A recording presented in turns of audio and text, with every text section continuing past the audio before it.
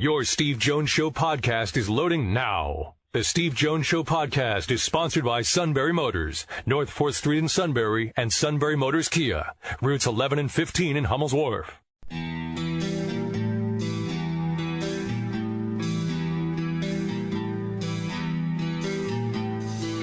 Sports talk where your voice counts. This is the Steve Jones Show on News Radio 1070 WKOK. Now from the Sunbury Motors studio, here's Steve Jones. All right, Sunbury Motors, 4th Street in Sunbury. Sunbury Motors Kia, routes 11 and 15 in Hummel's Wharf. Time now for our play-by-play call of the day. And former State College Spike Luke Voigt was one of the night's biggest hits.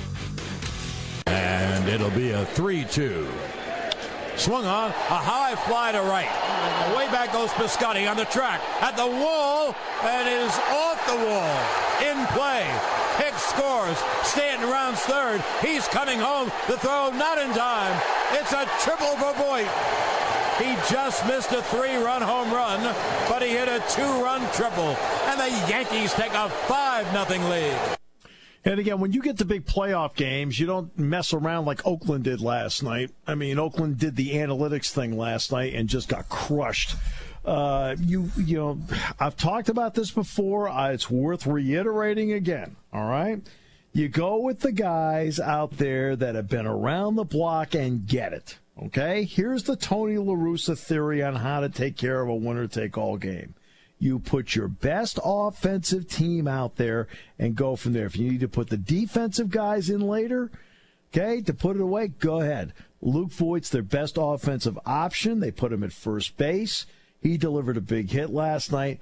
That actually is how you handle the game. Bob Melvin is a marvelous manager. Marvelous manager. He's been able to get to the playoffs 5 times in his career. And I think a lot of you don't know that. But Bob Melvin's been there 5 times because he's a really good manager. But he did something last night that I flat out don't get. They won 97 games this year. All credit to them. They're a high strikeout, no stolen base team. They hit home runs. That's what they do. Okay. But he went with this opener and a bullpen night. What? It is not, if Oakland had to go to the last day of the season to get into the playoffs and had to exhaust their rotation to do it, then I completely get it. They had 10 days to set up how they wanted to do this. And as soon as they did that, I was like, you know, because yesterday, remember I had R.J. Anderson on yesterday?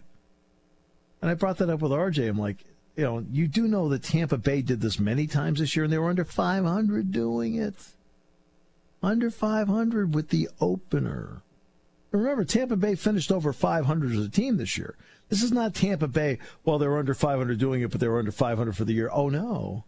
Tampa Bay finished over 500 this year. They were under 500 when they did the opener. Right? It makes no sense. Just because some analytics guy thinks it's a great idea, tell the analytics guy to go back and start breaking down batting averages, okay? All right? It made no sense what Oakland did last night. None. There's certain ways to play that win. Putting your best offensive lineup out there is one of them. It's a theory that Tony La Russa has that I have always endorsed in a winner-take-all game. The Yankees did that last night.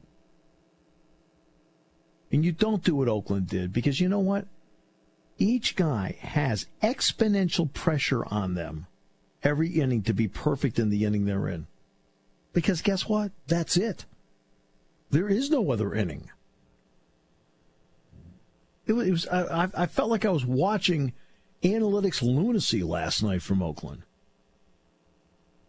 And then I look at a headline this morning.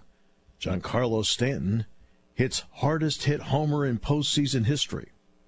And it was 443 feet, exit velocity 117 miles an hour. Okay, do you want to know how important that home run was last night? It made it 7-2. All right? Okay, give me important home runs. Bill Mazeroski, Joe Carter, David Freese, David Ortiz. When the Red Sox are losing 5-1 in the bottom of the ninth inning against Detroit in 2013, with the bases loaded, Ortiz put one just barely over the wall in right field. Don't care about apex. Don't care about exit velocity. Do care about where it lands.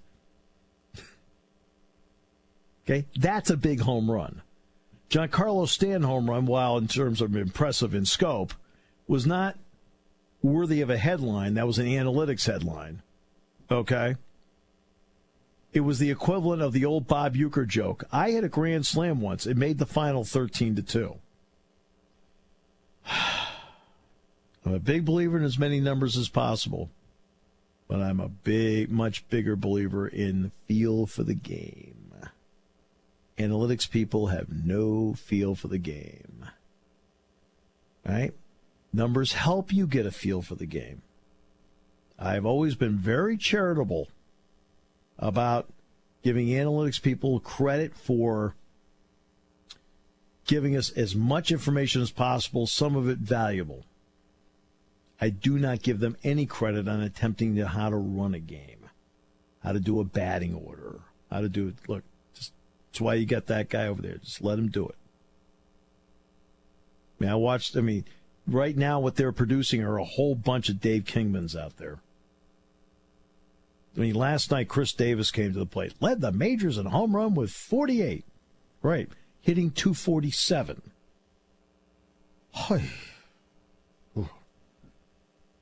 All right, let's talk a little hockey now. Bob Grove joins us, always dependable, always on time, and the analytics always say he's great. Bob, welcome. Great to have you with us. Steve, thanks so much for the kind words. It's great to be on with you. I thought the Bruins put out a heck of a fight last night. Wow. Talk about not competing in a game. When it's one of 82, you can always toss it and say, on to the next one, which is exactly what they said because they're in Buffalo tonight to play. But for me, when you have an effort like that on opening night, that's not a good sign. At all. All right, so let's get to the Penguins. This is a marathon. And because it's a marathon, along the way, depth is going to make a difference somewhere. Did the Penguins come out of camp with some semblance of depth, or is it going to be a work in progress? No, I think their depth is actually better than it was last year. Yeah. For me, Steve, going into the playoffs, they had 7 defensemen. They needed 8, and the 7th was Chad Ruhwedel, and he basically only played when somebody got hurt. In other words, he wasn't capable of challenging for a spot and keeping it. And they got a 24-year-old Finnish defenseman, Juuso Riikola, who's been playing the last 6 years in the Finnish Elite League, who they signed to a 1-year contract, and nobody knew anything about this guy. He came over and he just impressed everybody during the preseason. Now, he's not going to be in the lineup tonight unless Brian Dumoulin is scratched. He was banged up in the last preseason game. Looks like Dumoulin's going to play tonight, but we won't know that until game time. But Riikola is a guy who's already, it's a limited number of games, but he's moved ahead of Ruhwedel on the chart, and he actually could challenge. If somebody doesn't play well, he might get in there. It might be tough to get him out. So, and they got Jack Johnson in there this year as well. So I think they're deeper defensively. And then you add Matt Cullen, and you got Derek Brassard, who finally looks like Derek Brassard now in the preseason. I think they're deeper than they were last year. Let's get to the Jack Johnson part. It's one thing to compete against a guy. Then it's another thing to see what he looks like with your uniform on. What does he do for the Penguins now that he's over with Pittsburgh? Well, he's going to benefit from playing in an environment that he's never seen before. So you can go back to his days as a King, and then he gets moved to Columbus. And, yes, Columbus has had some pretty good teams in recent years, but they still haven't won a playoff series. He's coming to a franchise where he's not one of the stars. He's not one of the bigger names. He's not one of the alternate captains. He's kind of just another guy. And he's not being asked to put up a bunch of points offensively, which he's capable of. I think the winning atmosphere that he's in is going to help him. I think some of the focus, as I just mentioned, being off of him is going to help him. And, yeah, he still has his moments, and everybody knows he's got some of the worst possession numbers ever. He's a guy who sometimes he overthinks things in his own zone. He doesn't make simple plays. He tries to make other plays. He needs to get away from that, but he's good at moving the puck. He is good at moving the puck. He is a guy who can play physical. I don't think he's played physical enough the last few years. I think the Penguins would benefit if he'd be a little bit more like that. Right. And he can play special teams. He can play the power play. He can kill penalties. I think he's going to fit in nicely here. What was it, that old Bull Durham line? Stop thinking you're hurting the club. Yeah, exactly. I'm going to ask you about, and I mentioned the marathon. What about Casey DeSmith and Tristan Jarry? Yeah, it turned out, I think, the way everyone thought it was going to turn out, which is Tristan Jarry could be sent to the American League without clearing waivers, so that's where he is. And the same would not have been true of Casey DeSmith. And had they tried to send Casey DeSmith down and somebody grabbed him, which I think was probably likely, yes, it's okay, you'd say, so what? So Jarry's your backup. Yeah, but the problem is they got John Hughes as the next guy down the line, and he's not a guy who's ready to step in and play some NHL games if you get another injury. So the way that it played out the way it was supposed to play out, DeSmith was obviously the guy they had more confidence in late last season when they sent Jarry down. They both had their moments in the preseason. Jarry was actually playing better than him until his last appearance when he did not play well in the final preseason game. So, but I really don't think it would have mattered. It wouldn't have mattered if he had pitched a couple shutouts. He was going down to the American League. DeSmith is the backup. He's quite capable. He's a guy who hasn't seen enough time that we can really make any definitive statements about, but he's not out of place playing, serving as a backup goaltender in the National Hockey League. There's always the, and I always refer to this as the uninformed opinion. You can put anybody on Sidney Crosby's line, the guy's going to score. And you and I both know that's a bunch of baloney. So when you look at what they have combination-wise, who, in your opinion, works best with Sid? But then I'll go to the next line. Who works best with Gino? Yeah. Well, I actually, look, for me, I like the way they've got the line set up again, which is Hornquist back on the top line with Gensel and Crosby. So perfect. The way I like that too. I like the fact that you've got really different styles at all three parts. You know what I mean? I mean, because Gensel with the speed, Hornquist will dig, Crosby will play make. Yeah, and I mean Gensel's an absolute. He's a monster around the net. And this kid can score goals like he hasn't done it in the regular season. Oddly enough, he's done it 2 playoff runs, but not so much in the regular season. So that's an adjustment for him this year. Find some consistency, but that's the point, And then Hornquist can create space for both of them. The way he plays along the wall and the way he wins loose pucks. And there are times when you can sense that Sid is a little frustrated because Hornquist maybe can't make a skilled play. Not that Hornquist doesn't have skills, but to start making and plays with Crosby, it's a little bit of a different level. And sometimes Hornquist isn't quite there, but that's okay because he creates space, he wins pucks, he gets them, he goes to the front of that, he takes away the eyes of goaltenders, etc. So I think that's the best combination for them. I don't really see any. Dominic Simone played some of there last year in the playoffs. Now he's down the lineup on the third line this season, which I think was much better fit. And then Kessel and Malkin together is the right call. Yes. That's the absolute right call. Now, the caveat there is one of those guys, well, both of them, but there are times when playing defensively is just a complete, total afterthought for both of them at the same time, and those are games when there are problems. Right, yeah. I mean, that's what I was referred to in basketball, the guys that are great offensive players that are lousy defensive players. They only play defense because the rules tell you have to. So, exactly. Who do you like as the third with them? Well, Brassard has had an outstanding. Yeah. He's had an outstanding camp, so he'll be the third line center. I mean, and so that's where he's set with Rust and Simon, and Sprong's going to play down on the fourth line with Cullen and Shea, and Cullen moving from center to the wing because the Penguins went out and got Derek Grant from Anaheim, who's been a bit player, but he had his best NHL season last year. So they've got up and down the lineup 6 centers. And Grant won't be in tonight, so they've got all kinds of people who can move around, and Grant can play the wing. When he comes in to play for somebody who's injured. But the way that the lineup's set up now, it's interesting.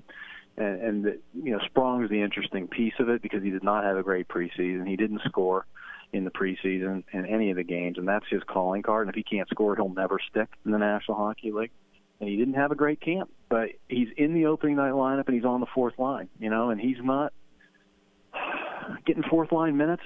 I don't think is really going to create much opportunity for him to score. Yes, Shane and Cullen can make plays with him for sure. It's not that they can't, but he's just not going to get a ton of minutes, and he's certainly not going to get much power play time. So There's a little bit of pressure on Daniel Sprong. He's got to start delivering. He's got to put the puck in the net, period.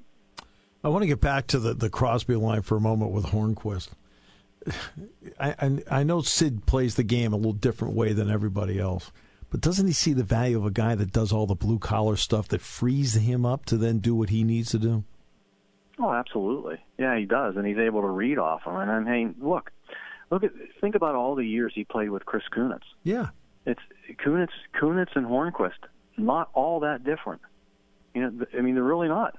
No. Kunitz was a tremendous guy to win battles and played hard every single night, just like Hornquist does. I mean, his value to the team is outside of Pittsburgh. Nobody really gets how valuable he is because the Penguins just don't have people who play the game like Patrick Hornquist does. He's invaluable on the power play, not only providing screens but picking up garbage and scoring goals, but winning puck battles all over the ice. He's hard to play against, and Sid can read off him. So it's a really good combination. I mean, let's go back, quote, old-time hockey. He's Wayne Cashman. Yeah, that is old-time hockey. And, when you went into the corners with Wayne Cashman, you better bring your A game or else you're probably going to end up on your butt, and he'll have the puck. I mean, he made Esposito and made Hodge much better by playing on the same line with him. I mean, and he chipped in. Yeah, he wasn't a guy that couldn't play. And the same with Hornquist. I mean, Hornquist is never going to get you 40, but he's going to get you 25. What kind of shape did Kessel come to camp in? And everyone knows it wasn't his greatest season last year. So sometimes guys do something a little bit different in the offseason because of it. Did he? No, he looks the same as he's always looked, to be honest with you. No, he is. He's different. He's a completely different. There's nobody in the NHL like Phil Kessel for me. I mean, he's a little bit of an enigma. He doesn't talk to the media a ton.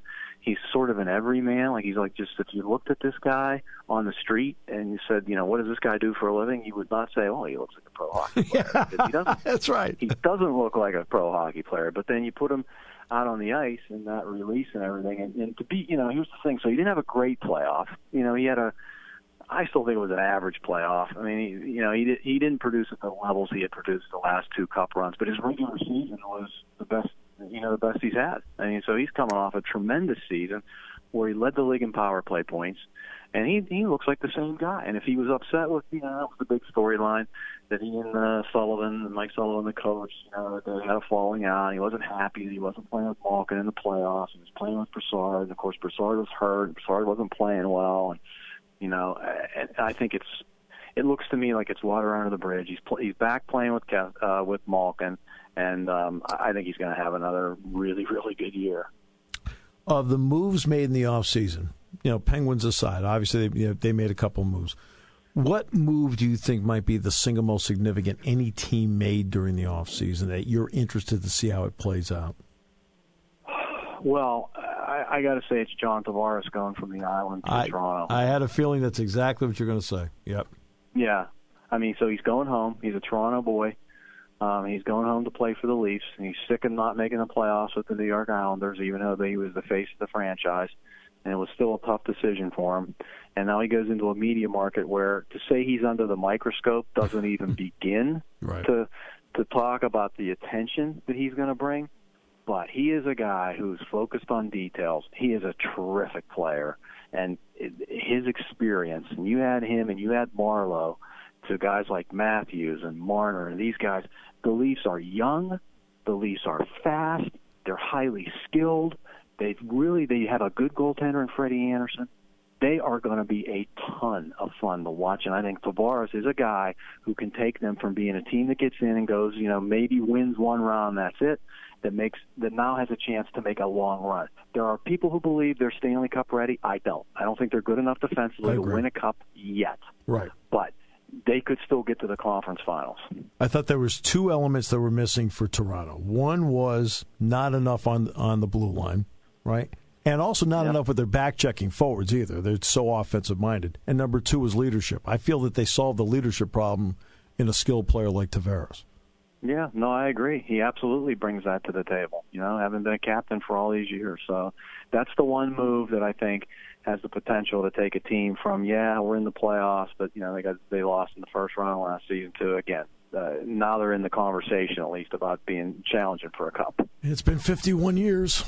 All right. So it's a long time for the people of Toronto. Crazy. And, and that's what people in the States don't understand. There's so many people in Canada who despise the Leafs because, they're kind of quote unquote English speaking Canada's team, right? So they're just, and they get it's sort of like Dallas Cowboys, I guess. Yeah. Right? And so Yes. there's always so much attention on them and so much talk about them. Even when they're lousy, people just get sick of them. They're like, I don't want Toronto to win. I'm not like that.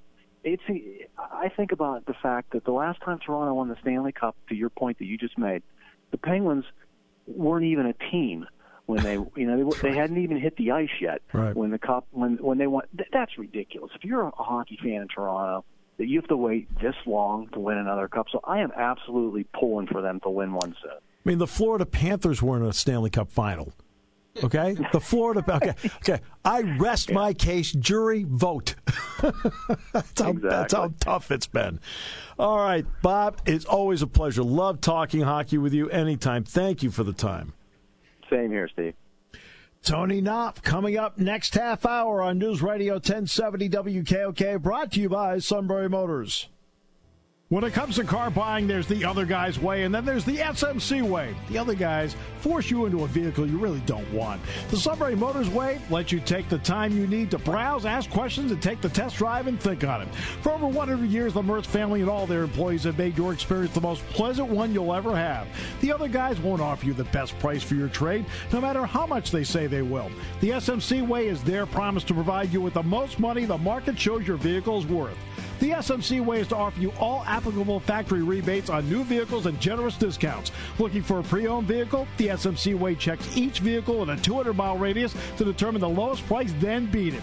It's the lowest price promise, just part of the SMC way. The choice is up to you. The other guy's way or the SMC way. The SMC way wins every time. Sunbury Motors Company in the North 4th Street Auto Plaza, Sunbury, and at sunburymotors.com. Selling more cars and satisfying more customers for over 100 years. Taking your calls at 800-795-9565. This is The Steve Jones Show on News Radio 1070 WKOK. Now, from the Sunbury Motors Studio, here's Steve Jones. All right, Sunbury Motors, 4th Street in Sunbury. Sunbury Motors Kia, routes 11 and 15 in Hummel's Wharf. And it is always great to be with the CEO of InviteManager.com. That is Tony Knopp. Tony, I hope all is well. It's been too long since we've chatted. Everything's going fantastic. Yeah, I hope things are good for you guys. It is going really well. I mean, the last 8 minutes. I'm always listening. Oh, good. That doubles our ratings. Hey, you were bringing up the last 8 minutes. I wasn't even going to say anything about that. That's all right, Tony. I had to. It's just they're that close. Okay. I want to start with the Ryder. Unbeknownst to most of the world, because of the time of day it took place, the Ryder Cup was being played in the early morning hours in the East in Paris. It did not go well. Number one, what has Tiger Woods meant to a renaissance for the PGA Tour? And I'm going to guess that the corporate partners have taken great notice of his success. So on the corporate side and on the TV side, it's fantastic, but I'm not sure I'd call it a renaissance because I think people realize that he doesn't have that much longer left in him, right? Tiger shows up when he's a kid and he wins the Masters in 1997, and you're looking at, a possible career. You've got 20 years with this guy. You're lining up sponsorship deals with him like AT&T did and Nike did that are, you're planning on a long-term future with him. The same way people looked at LeBron James when he signed his life deal with Nike. Right. This is more of the way the PGA Tour and the way the companies are looking at this is, okay, we're going to have this for a very short period of time. We've seen what happened last time he left. How do we leverage this asset to make sure that when he walks away the next time or when he slides down the next time, who's going to be our next star? And that's the number one focus for everybody involved in that sport right now. Because what people don't realize is how much of an impact he had. Tiger's impact was so big when he fell off the map that Dick's Sporting Goods almost went out of business just on their golf business going down over 40% in 1 year. So he, people say, I want to watch the other golf. The traditional golfer will say, the purists will say, well, they only show Tiger. Yeah, because the ratings are 5 times what they are without him. So people are tuning in to see. And it would be unrealistic to think we're getting another decade out of him. All right, which then brings me to the next part. I think you bring up a really interesting topic I want to explore. That's one thing about the NBA. They've been able to go from Bird and Magic to Jordan, from Jordan to Kobe and Shaq, and Kobe and Shaq to LeBron. All right. In football, they've had that as well. But you and I both know that Brady is almost as old as we are. Well, actually, nobody's as old as I am. But, but for the NFL, are you sensing they think Patrick Mahomes is that guy? So here's what's interesting. It's interesting you talked about this, and we talk to some sports think tank guys pretty regularly that are futurists on the sport, and then a lot of guys in sports business who they just know things, right? And they're involved in all of this. So what was really fascinating is you said the NBA went from Jordan and Larry and Michael, Larry and Magic, to Jordan, to Kobe and Shaq. But there was a period in there where the ratings weren't that great, right? The 1993, after he won until he came back in 1997, and Jordan kind of saved everything. And you had the lockout, but then you also had a number of rule changes that really benefited the NBA's aesthetic and the style of play. Right? They looked at it and put said, scoring back in, and they took thuggery out of the game. Exactly, because you and I remember 1995 and 96. Oh, that was terrible. God. It was Hakeem Olajuwon and a couple of guys shooting threes against Ewing. It was awful basketball to watch. I mean, when Charles Smith is considered to be the artist out there, you do have a problem. Right. And what they did, which was exactly what we were just talking about with Tiger, is they realized what life was like post-Michael Jordan, and they realized all of these flaws that they had that Michael was masking. And Michael left, and then Michael came back. And when Michael came back, they started to change the game in a way that enabled the Kobe and Shaq era to come. And then you had Dwayne Wade, and then you had this next level of superstar. And, the NBA has become this global game. At the same time, they're investing heavily in 92, 96, and 2000 in the Olympic Games and just making this an international sport, right? You didn't have the Manu Ginobili's or anything of the world. And, football's done a really great job they haven't done a great job of a lot of things, but they've done a really great job of changing the rules. That we all hate it, we bitch and complain about it. But the reality is now you look at this young crop of quarterbacks, the Carson Wentz, Patrick Mahomes, Russell Wilsons. This was a position where 3-4 years ago we thought we had a dearth in. And they've changed the game so that it's palatable and it's appetizing. And golf needs to do that too. Tiger's back. You now have him, just like Michael Jordan came back. What are you going to do to make this appealing in the post-Tiger world? And, the FedEx Cup, it is working to make those last couple of tournaments more interesting. People are watching them more just because of the fact that the better players are coming, but they still haven't figured out a playoff picture. Same thing NASCAR has. That they haven't figured out a playoff picture that makes people care down the end, right? All right. Well, exactly. That's exactly what the issue that they're running into right now with that. And again, the NBA did a great job of tonight. Let's bring the Patrick Ewing and the New York Knicks versus. It wasn't just the Knicks. They've been able to put the big name on the marquee. They've been able to do that in the NBA.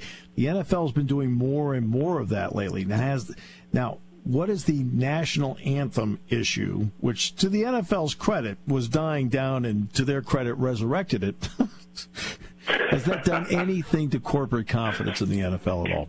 It does. It's been a problem in the Midwest and in what some would refer to as the flyover states. But what it's doing is it's cutting into this fan base, and it's cutting into the fan base in a way that it's almost like making people take sides.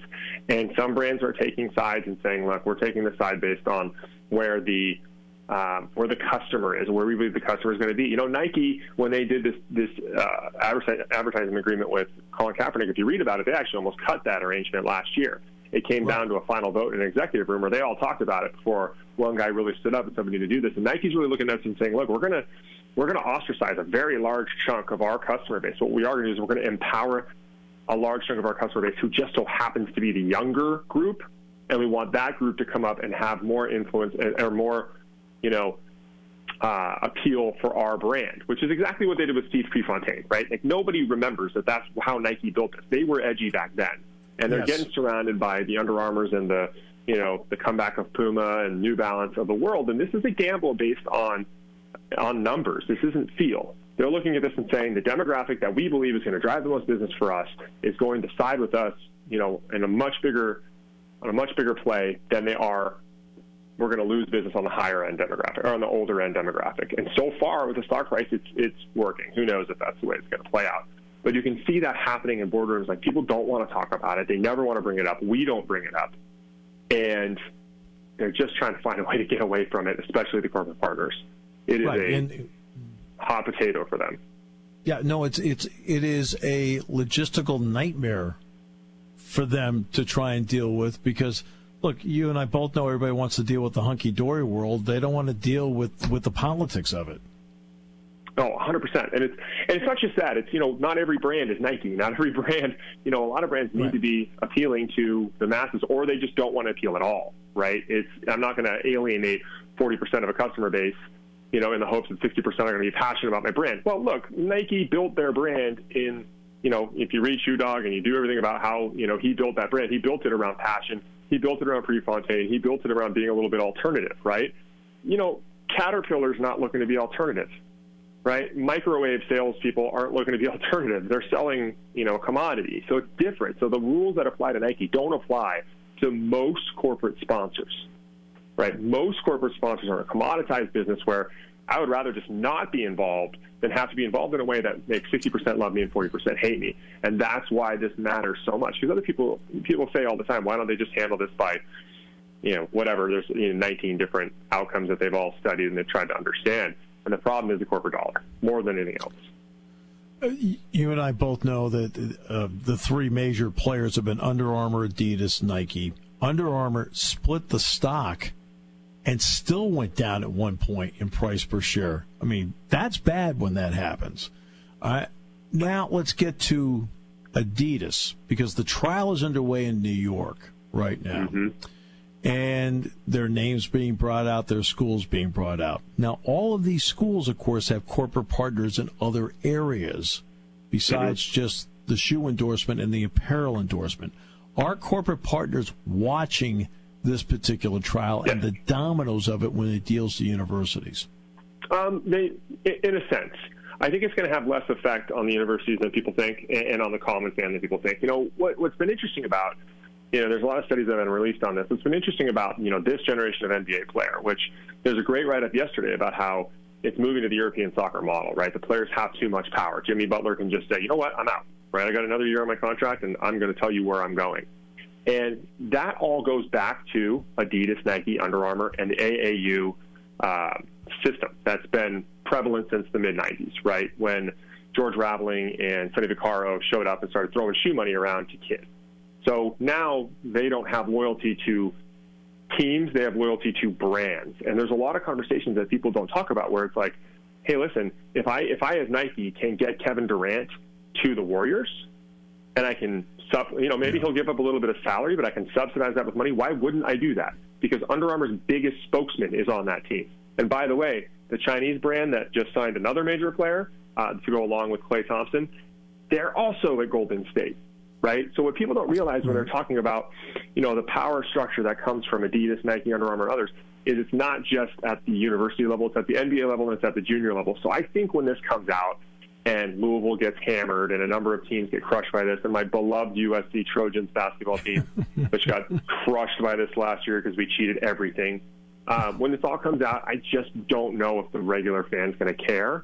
And I'm not sure that the corporate partner that sponsors the team is going to care that much either, because it's going to be one of those things where it's just so prevalent, right? It's not going to be one school. It's going to be so many that the fan is just going to say, look, it's like the steroids era. Everybody did it. Let's just forget it happened, right?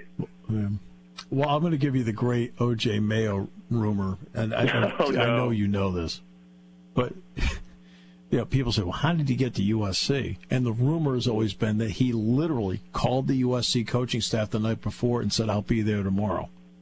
Mm-hmm. Right? That was it. No, that's not a rumor. They wrote that story's been released. That happened. Yeah. It was actually a fax saying, we're going to deliver you O.J. Mayo. He's going to call you tonight at 8 o'clock. And then he did.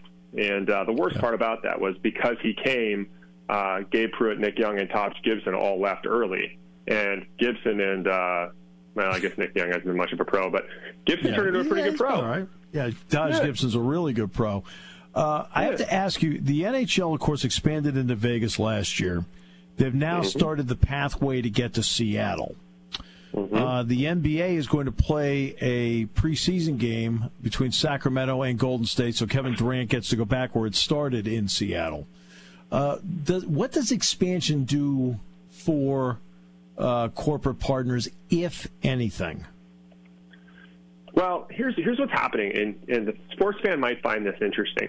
So Seattle is actually being run by this company called Oak View Group, and the Oak View Group is run by a guy named Tim Leiweke.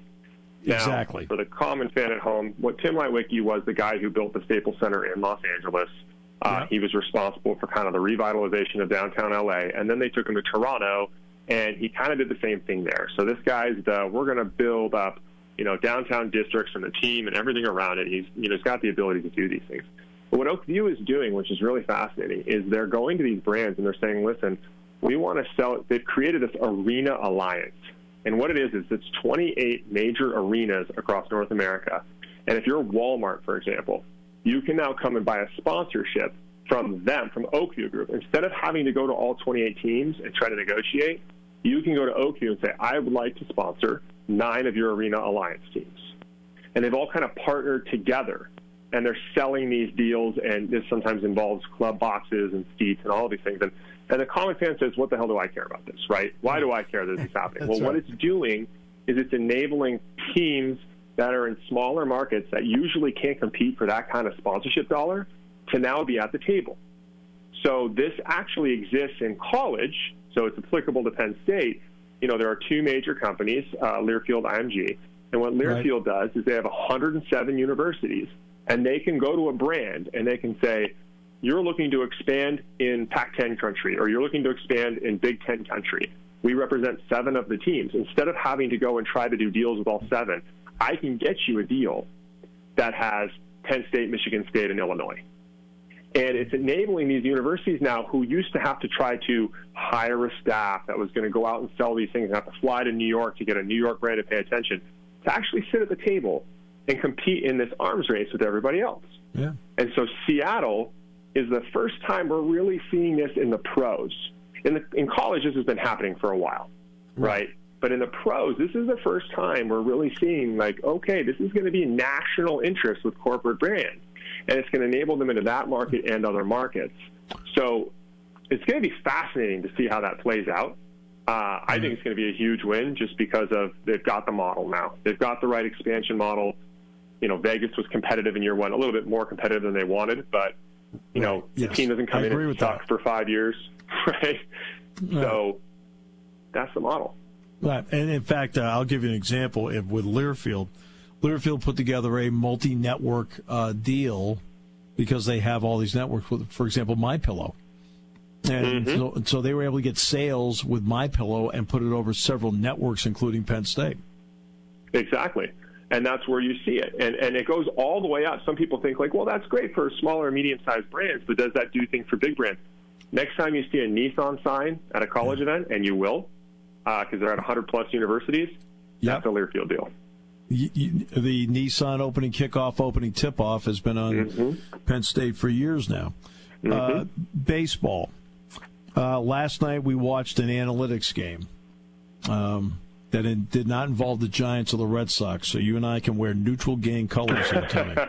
The Giants are terrible. I know. I like to believe me. I enjoyed the conversations much more when the Giants were really good. The worst. But some people saying that while analytics does a lot of great things, some people saying it's sterilizing the game and it's not helping the game. Okay. Now, because of what we're seeing, more strikeouts, more walks, more home runs, what is that doing to influence a corporate partner on excitement surrounding the game and getting younger people to watch the game?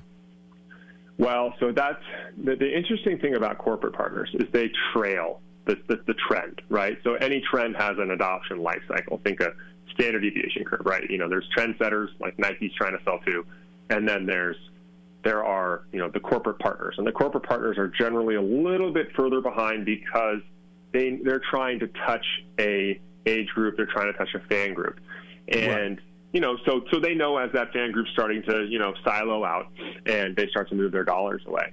And, the analytics phase, it affects a number of different things, and that's where the sports need to be able to adapt to it. And I'll give an example. Football has been an analytics-based business now for the last 10 years. The days of Corey Dillon being the running back for your team for 10 years are long over. Yeah, the days of, Curtis Martin being the same tailback for 9 years, that's long over. You have a tailback for 2 years, and that's it. So you have to find another way for that person to acclimate to the brand, understand the game, and find an exciting game. And now baseball has that problem because, one, the lifetime of a major leaguer is shortening as far as being an all-star and being a superstar, right? We're seeing it move into a younger game. But also, as the game becomes more analytics-based and you don't have those faces that you grew up with and there's so much free agent movement, the millennials don't watch it. And attendance was down. They released 2 days ago that attendance was down 5% this year across the league. That is a staggering number. That's when gigantic. You're talking about in a 10-year bull run. Can you imagine what the decline would be if we were in a recession?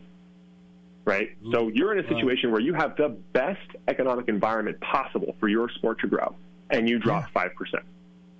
That is astoundingly bad. And so what that means for corporate partners is they see all of these numbers on a regular basis. Most corporate sponsors and partners are analytic-driven themselves. And they sit down and say, who goes to the game? Who am I trying to sell to? And listen, there are sports that try to sell to older, affluent people. Golf, for example. You watch golf, you see ads for Tiffany, BMW, Mercedes-Benz, things that you're not going to see when you're watching, e-gaming or an esports game or a Major League Soccer game or whatever else. Lots of life insurance, Life insurance, financial planning, wealth management. You see, the Pacific Life Whale over and over again. Schwab sponsors the cup, all that stuff. And that's what they're looking for, right? They're trying to sell to you and I. Well, okay. Yeah. I think about those things. All those people are welcome on my lawn. But when you're talking about baseball, baseball is starting to turn into this sport that is it is an older generation watching it. And that's okay for golf because it's always been that way, but baseball has not always been that way. And the economic pressures that are in place and the economic spending that is in place is around it being a major sport that is mainstream. And as that slides, people think, baseball's never going to, slide away.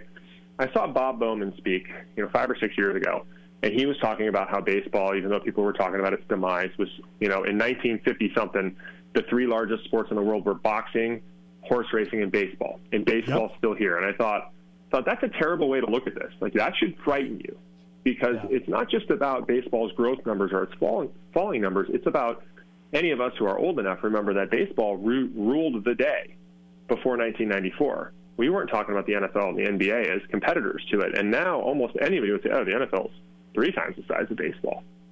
Right. Exactly. That's a trend that's been happening for 3 decades. Exactly.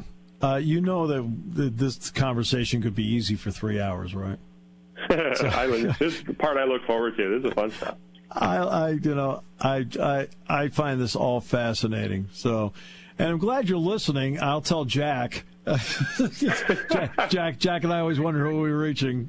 I said, we got Tony Knopf. See, that's big we got time. it. Yeah, I listen online. I appreciate that.